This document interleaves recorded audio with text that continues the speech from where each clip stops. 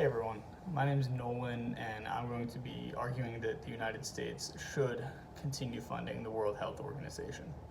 So, the first reason I believe that the United States should continue funding the World Health Organization is that we need it. Right now, we're obviously in the middle of a global pandemic, and the World Health Organization, despite its critics, is actually a massive resource for global recovery from coronavirus.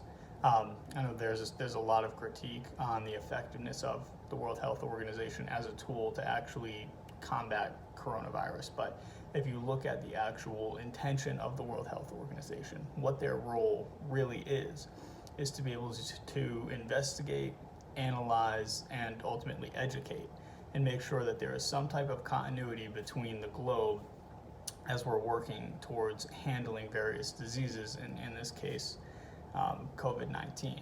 And without having that central source of information, which would be extremely difficult to gather without the continuation of the US's budget, the globe really can't be on the same page.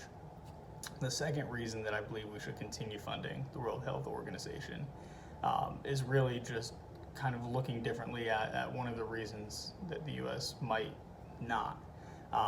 One of the things that the Trump administration was probably looking at was the way that the World Health Organization handled COVID in its early stages, as it was coming out of China.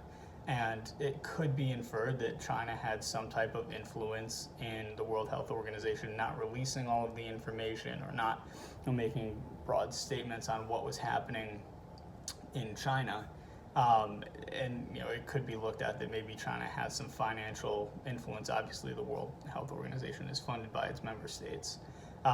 However, if you actually look at the funding of the World Health Organization, the way that it works is each member state has mandatory dues that they have to pay, and they also have, after that, voluntary funds that they can give to the World Health Organization. And while China does have a larger version of their mandatory funds, they really don't contribute very much beyond that on a voluntary basis. So it would seem to be nonsensical to assume that China, with its limited voluntary budget, would be able to assert that kind of power in the World Health Organization. And even if they were able to have that influence, the right move from the US would not be to remove ourselves from that situation. The right move would be to continue to overspend them and control that narrative rather than just stepping back and saying, okay, China, you can have this stage. But it doesn't seem like that's actually what's happening inside of the World Health Organization, so that shouldn't be a reason for us to pull out to begin with. And the third reason that we should really maintain and maybe even increase our spending for the World Health Organization is to really restore our global image. The United States just went through 4 years of an America First policy, and in doing so, we really turned our back on a lot of our global allies. And by stepping up and funding the World Health Organization and continuing to be that primary source of funding for the organization, we can really make a statement that the United States is back on the global stage. And we can really show the world that we are back in being a consistent force, not only in strictly American interests, but also interests of the globe.